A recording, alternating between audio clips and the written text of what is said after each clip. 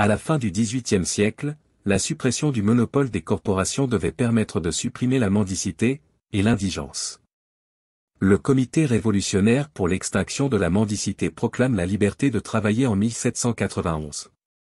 À l'origine, le droit au travail garantissait la liberté du contrat de travail.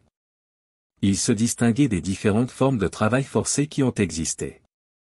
L'esclavage dans le mode de production antique. Le servage dans le mode de production féodal. Le travail obligatoire dans les régimes totalitaires.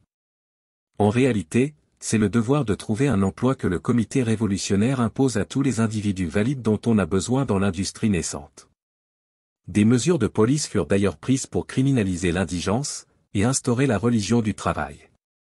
Lorsqu'ils se révoltent au début du XIXe siècle, ce sont les termes de leur reddition que les ouvriers négocient. Alors qu'on leur accorde la liberté de travailler, c'est à la quiétude du serf, au confort du bagne, qu'ils semblent aspirer. La liberté de travailler n'est qu'une version libérale du travail forcé. La contrainte étant plus subtile, et parfaitement intégrée par les travailleurs eux-mêmes. Le droit à l'emploi est donc la consécration constitutionnelle de l'esprit capitaliste, de l'irrationalité économique, du travailler plus pour gagner plus.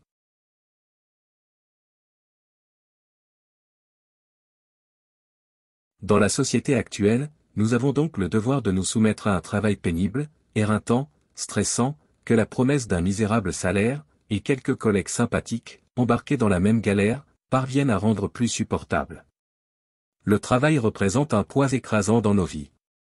Il s'arroge le monopole de l'utilité sociale, de la reconnaissance sociale, et de l'estime de soi.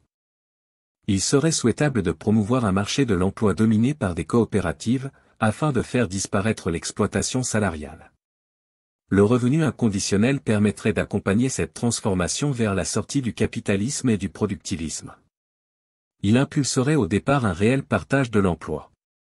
Petit à petit, il permettrait d'abandonner l'objectif irréaliste et absurde du plein emploi.